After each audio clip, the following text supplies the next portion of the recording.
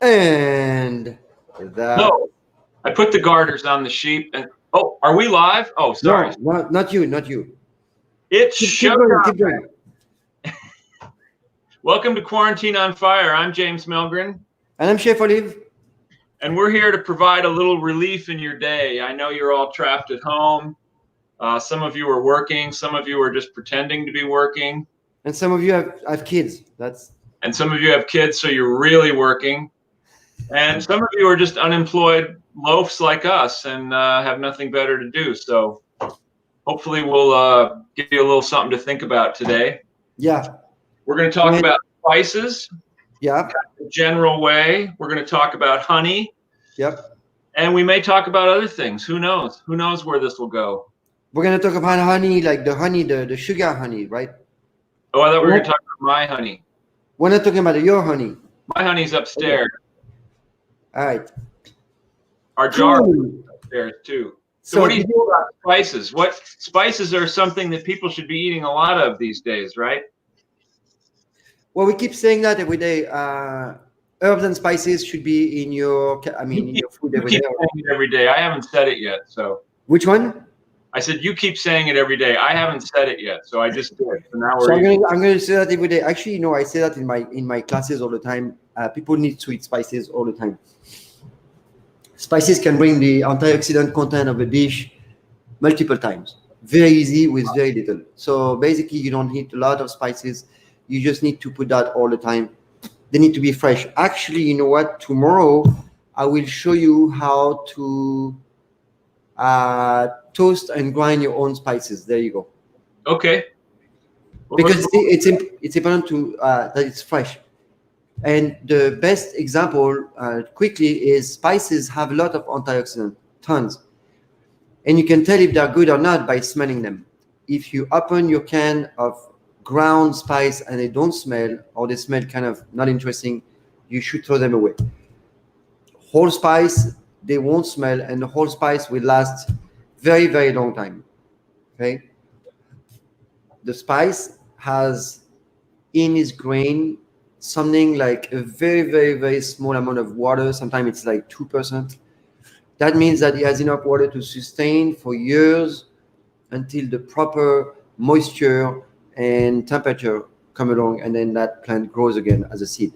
So when you grind a spice freshly, it's going to be always good. Always, always. But if you buy ground spice, you don't know when they were ground and then how long they're going to last. So ground spice will last about 3 to 6 months only. Or you can smell them, and if they smell good, then good. If they don't, then dump them. Because otherwise you're cooking with dust. Right. And that's why you buy smaller quantities too. Don't buy huge quantities of ground spice unless you use that much. But exactly, yeah. If you use them, go for it. Yeah. All right. Oh my God, le cochon dans l'espace. You need to be fresh. So le cochon dans l'espace is my friend from France. They are a rock and roll band. And as you can tell from the text, they don't speak English really well. But that's not, it's le cochon. Neither do I. All right. Oh. Yeah. So okay. I have a quick question before we get too much further. Yeah. So that the answer has to be quick or no? I don't care. Doesn't matter. The answer's not so quick, but it's a quick question. A student asked, "What the heck is creme fraiche?" Oh yeah. And I thought this was a good one because people are at home these days. They have a lot of time. They're looking for projects. Creme fraiche is a wonderful thing to make at home. In fact, I almost don't know why anybody ever buys it because it's so easy to make. Oh yeah, right. And you're gonna give us a recipe, right? Yes, I am. So, despite what the name implies, creme fraiche is more than just fresh cream. It's cream and cultures that have been combined and allowed to ferment or ripen into a very tangy, creamy, wonderful, delicious, cream-like concoction that has all kinds of uses in the kitchen. So what's the difference with sour cream then? Well, sour cream is different in that it's a manufactured product, and there's a lot of other ingredients in it. It's similar, Okay. but creme fraiche has a fresher taste. It's not quite as sour. It's slightly tangy, but it's like sour cream, I think, is more to use in savory applications, whereas creme fraiche can be used for anything. It's good on pasta. It's good on desserts. It's good on, on your morning oatmeal. It's great to stir into sauces to make them really creamy and wonderful.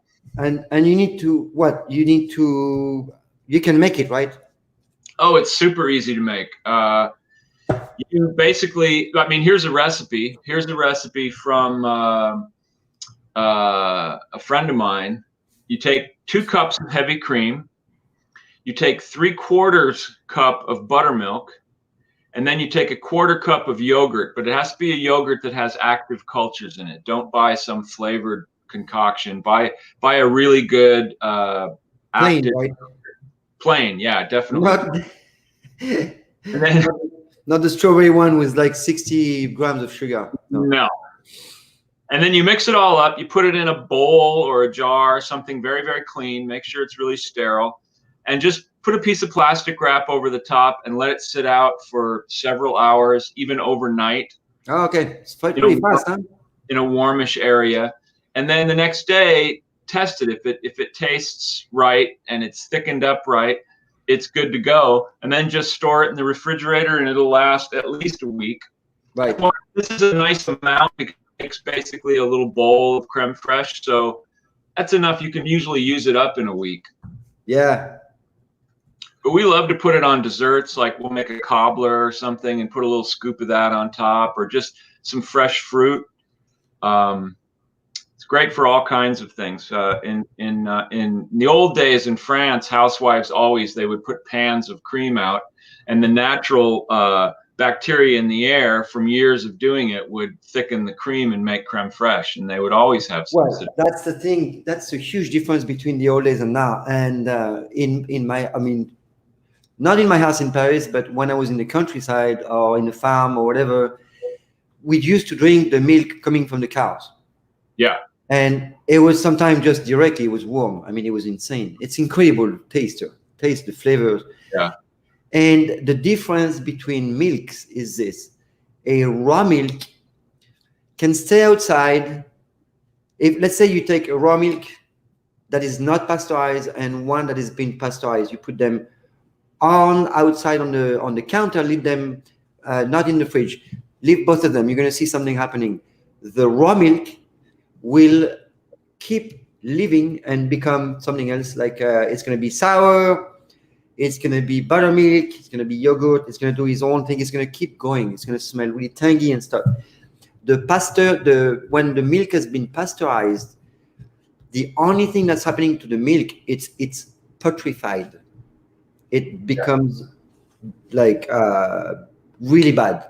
It has no more protection. So the raw milk with all the culture is super good for you. Okay, it's a really good milk. You can't drink too much milk, like we said before. But if you had to drink milk, that would be the one. Yep. Okay, so creme fraiche. Shut up, les cochons, shut up. The answer is yes. So we have some questions about honey. And I thought it would be a good time to discuss honey because I think people are doing a lot of baking at home these days because they got time on their hands, and honey's so great for baking. It's so great for all kinds of things. Right. So the first these questions sort of go right one into the other, but the first one was, how do you measure honey? Because it's so sticky, and people have trouble doing that. So it's really very simple, right? You put a little oil in the measuring cup. You just coat the measuring cup with oil, like a cooking oil, and then the honey will slide right out. Very simple. So that means that the recipe has to contain fats. Okay. No, I don't know, because you had oil. So, but that also works for like molasses and treacle. Anything. Yeah, I don't really measure stuff, so I put my spoon in there, put whatever. It's not really that precise. Don't worry too much about the measurement. Okay, when you do that, even in baking, I don't see a big difference between a few teaspoons different, but whatever. Well, sometimes when we bake, we just add a little honey to the recipe, so we just pour a little in. So when you bake, measure it. When you bake, you have to understand sugars. Yes. So honey behaves like sugar pretty much, and this is what's happening. I don't know if I talked about. I think I did already. Glucose is basically a piece of carbon surrounded by water, like literally surrounded by water. So there's a lot of moisture. This is why sugar is used also to sweeten, but also to moisten the baking. The difference between white sugar and brown sugar when you use in baking is white sugar will lose its water, so the carbon will lose its hydrogen and oxygen, and then it becomes brittle. So the cookie, if you do it with white sugar, you become brittle, they break. If you do it with brown sugar is called an inverted sugar. It means it keeps the water, it's be able to trap that water, and the water can't go away. So those, if you make brownies with brown sugar, you're gonna end up with chewy. They don't break. Okay, that glucose, that water is still attached to that. Honey is a little bit different. It's very much like sugar. The thing with honey, people think it's good to bake with it. Yeah, it is, but it's kind of wasted. If you use a good sugar, you have the kind of the same result. Honey, once you cook it, you lose the therapeutic action. So I like the flavor, I like the quality. I think it's a great quality and stuff. Other than that, I would not use a super honey to cook. I would use that super honey to eat it. I eat it, and we use it in tea sometimes. Like right. So for the tea, the problem with tea is too hot for honey. And I know it's really good, but the problem is it's too hot for the tea. Honey cannot be heated more than 76 degrees, which is nothing. It's not even Luke water. Luke water is, yeah, it's about 80 degrees, right? I think so. So anyway, so that's the thing with honey. If you have some therapeutic action to deal with, honey is fantastic food. Honey was used in Egypt already, but it's used by many civilizations as an it's a wound healer, and actually works. I've used it many times. And the way it works is this: it has its sugar will, if you put that onto your wound, the sugar will. There's two sugars in there that will bind and extract the water in the wound. So basically, the wound gets dried out, just like with salt, but except it doesn't hurt as much. Right. So it makes a really good wound place because there's no more water and bacteria can't thrive or can't live without water. But what's happening is,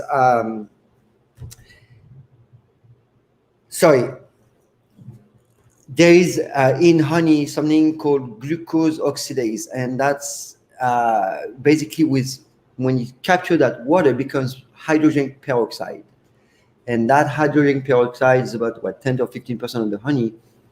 This is your antibacterial. And there is also something else called, I have the name, and it was interesting, pinosebrin. It's another antioxidant in there. So there's a lot of good stuff in honey, and it's been used for wound for many, many, many, many years. So it's nothing new. So people tell you it doesn't work. No, it actually works very well. I've tried it. I put a little turmeric in my thing, and I put a little black pepper or capsaicin in my, how do you say, pomace? No. How would you say a pomade, like a pasty stuff you put on? Pomade? Yeah, pumice.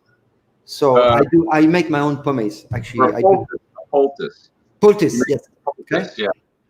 And that works really well. It works for burns and cuts, and really, it's fantastic.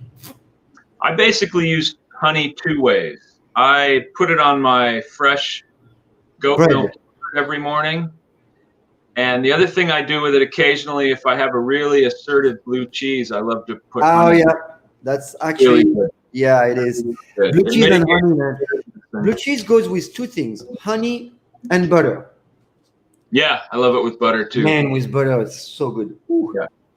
So this leads into another question someone asked, does honey go bad? And the answer is only if it doesn't have a positive influence. If it grows up in a bad neighborhood, you can't tell. So we found some in Egyptian tombs, right? That was still good. Huh? In Egyptian tombs, they found honey in containers, and it was still good. Yep. I mean, did they try it? I didn't personally try it. I don't know that I agree with breaking into these Egyptian tombs either, Right. but it's a little disrespectful to me. But How about if at I night? found a jar of honey in there, I'm not sure I'd be quick to eat it. But How about at night when gods are sleeping? oh well, that's different. Right. Okay. So honey cannot. I mean, it's impossible to go bad. It would be like finding salt or some type of very, very dense. There's no bacteria can thrive in it. You understand? Bacteria needs water. Yeah. And say there's no water. That very condensed, concentrated sugar solution will pump the water out of bacteria, so bacteria can't live there. It's literally possible. Sorry, I'm sneezing because you guys. I'm sneezing because I was playing with spices, and now I'm just sneezing. I'm freaking out. That's all right. Put masks on. Yeah, I ordered a bunch of masks. We ordered a bunch of masks because we're gonna make food, so we have all these new protocols to go through before we can open our kitchen again. Yeah. It's pretty complicated, but it's we have to. Oh my God, it's insane. The disinfection program and all the stuff. You have to take a bath and everything? That's terrible. Yeah. Give me 1 second, James. Go. So another student asked, and this is also honey related. They said, what if my honey gets hard? And I think the solution for that is have it go take a cold shower. Oh, wait, no, they're probably talking about bees' honey. If your honey gets hard, it means it's crystallized. It's not bad. All you do is you stick a pan of hot water, and it'll turn liquid again. So the sugar in the honey crystallizes. Yep. And there's another thing that's really cool about honey. I forgot to tell you, but I'm sure you've heard about propolis. Yes. So propolis is an antibacterial. So this is made by the bees, I believe. This is in the hive, the thing with the holes. Uh-huh. That's what the propolis is. It's a good throat. Yeah, and bees are the only insects that make food that humans eat, which is interesting. Unless you count just all the bugs that we could eat if we weren't so squeamish, we could eat them. And no, the Asian culture is very much into eating bugs, and they've been doing that for many, many years. And it's actually, it's super good for you. There's a lot of protein, lots of available protein. They do it down in Oaxaca too. They eat the little gusano worms. I had the tacos with the thing that jumps, those grasshopper crickets. Yeah, grasshoppers. Man, if they're alive, you can't eat them. They're way too fast. You have to be right in front of the thing. So yeah, it's too fast, man. You have to They're hard to do too. I've tried, but a couple years ago, last year I think it was, at the Fancy Food Show, I saw at least 3 companies selling cricket products. Yeah. Either cricket powder, cricket dry. I would love to do that, man. I wanted to do that 2 years ago, and we were not sure about people being very that the product would be well received, so we didn't do it. It's too bad. Insects are very important. I'm going to talk about the protein intake quickly, James, if you don't mind. Okay, I'm timing you. Well, if you do mind, I can cut you off, so it's pretty easy. I can do this.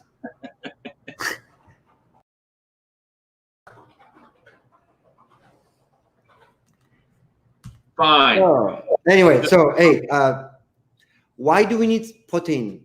And I know we can get protein from many, many sources, and everybody has an opinion on that. That's fine. But I'm going to tell you one thing for sure, is you need a right amount of protein every day. And the reason is 100% of your metabolism, so 100%, is protein-based.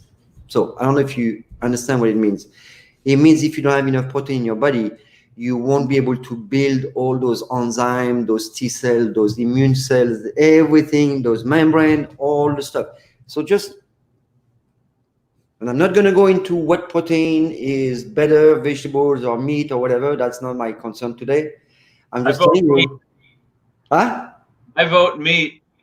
Yeah, me too. But you can get your protein from many different sources. Not just okay. It's pretty sure. Like vegetarian people can get a lot of protein from a lot of different things. Vegan a little harder, but always possible. So I'm just saying that you have to pay attention to the protein intake, because all of it is protein based. Anything that goes into the body has a metabolism purpose or action is going to be protein based. So just keep that in mind, right? Do you know that vegans won't eat honey because it comes from bees making it? That's going too far. It's a choice. It's a choice. I can see the point of that. I mean, I don't care about eating. I like honey and I like meat and stuff like that. It's not that I don't care. I need to eat meat that is only raised correctly where the animal is happy. That's me, and that's many people like me. So we go very hand on hand with the vegan on that point, and I wish we could all be friends so we could go in the same direction. We at Kitchen on Fire, we do vegan classes, and I have this special honey. It's a apple honey that I use for my classes. I have all this. Yep. It's pretty good. It's not true honey, though. It's not a honey. It's called honey because it has the consistency, but it's a cooked apple syrup. It's really good. It's really fun. There's a lot of cool product, a lot of fun stuff. We do a lot of vegan classes here. There's a lot. I started to do vegan classes because I was so tired of seeing how poor some chef was treating vegetables. I like meat, but I do love vegetables a lot, and I'm having so much fun with vegetables. And in France and Italy, there's a lot of dishes that are completely vegan without, minestrone without the cheese is super vegan. There's lots of food that we do that are vegan. It's not vegan, it's just a lot of cool vegetables. So I do a lot of cool classes because I love veggies. I will get steak with it or fish or whatever, but that's me. But cool. Well, in Italy, they tend to eat food in separately. So there's a vegetable course, there's a pasta course. The meat is usually eaten separate in its own course. So really, it's pretty easy to eat vegetarian in Italy. Yes, exactly. I've never eaten a vegetarian in Italy, but I didn't. But right now, it's not a good time to anything Italian, man, or poor guys. Yeah, Italy's having a rough time. I don't know if it's ever going to be the same. Man. We're hopefully this whole thing will bring all of us together a little more. Hopefully, but who knows? Anyway, I hope so. Hey, what do you think of this quote? Do you know who Will Rogers was? Will Rogers was a guy from Oklahoma. He was really, really funny.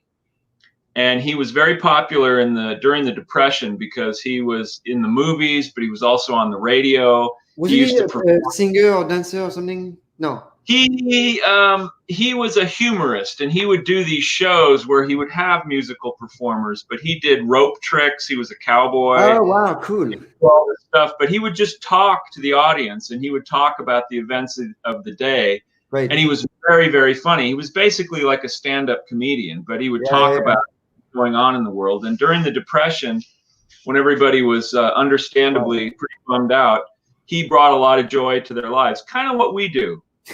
I hope we bring joy, man. I hope so too. Anyway, Will Rogers said, and I want to see what you think of this. He said, an onion can make people cry, but there has never been a vegetable invented to make them laugh. What do you think of that? How about a banana? Well, yeah, I was thinking kumquats. Those are pretty funny. I mean, kumquats, come on, that's hilarious. Do you mean the name? It's like name, fruit, everything about it is hilarious, I think. Very good. It is like why does the name ring something weird? Kumquat, what is that? Oh, I know. When I have two boys. One, the little one, when I was watching what's the name of this ogre? Shrek. Was it Lord Kumquat? No, the Lord was not Lord Kumquat or something. Anyway, whatever. I don't know. I don't remember. Yeah.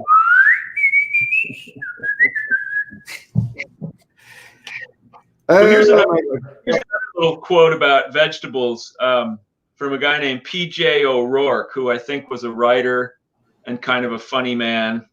And he said, a fruit is a vegetable with looks and money. Plus, if you let fruit rot, it turns into wine. Something Brussels sprouts will never do. Right. Wow. Can you imagine Brussels sprout wine? That would be horrible. But you know, it might be the only wine that really goes with Brussels sprouts. So it's an idea. It's an idea. I mean, I love Brussels sprouts. Me too. Make them pretty well. The best way to make them is to literally put them in, cut them in half, put them in a bunch of oil, put them flat in, go in oven at 425 for about 5 to 7 minutes done. Yep. You know what I like to do? Fast. Huh? When I roast them, I like to, before they're quite done, I pull them out and I put a bunch of grated Parmigiano Reggiano cheese on them. Then I put them back in the oven. Yeah. Molto bene. Even better. Yeah. Yep. Love Brussels sprouts. I did not. I love you too. I did not like a lot of vegetables when I was a kid because I grew up in Nebraska and we didn't get a lot of fresh vegetables. We had a lot of stuff out of cans, which were horrible. We got stuff in the summertime from people with gardens, and sometimes we grew stuff. But I had never seen an artichoke, of course, till I wow, that's crazy. started coming to California. I had never had an asparagus. You know what's funny about the artichoke is it's really weird. I don't know if you've ever tried the artichoke. Artichoke comes like this, and when you're done eating, you end up with this much food. Right. Weird, huh? Yeah. The tiny guy ends up in like this monumental mess. I remember I was staying with an auntie of mine in California one summer, and I called home and I told Mom, I said, "Oh, Mom, Blanche made me the best thing. She made asparagus for me. Oh, it was delicious." And she was like, "Oh my God, if I would have ever tried to serve you asparagus, you would have." So artichokes are really good for now, guys. I know a lot of people are drinking, which Me? Not you. People No. I know personally. Drinking is okay. I mean, I can't really tell you it's good because you need to come out really. Your immune needs to be really in check, especially when all this stuff goes away, and you need to be strong. So drinking is okay to moderation, and I know it. But the artichoke would be a super food for your liver. So liver and artichoke. Artichoke is the top food for your liver detox, your liver health. So anything, it's called the artichoke heart. You can also use the chardon, chardon Marie. It's called, this is milk thistle. And this is super powerful for your liver.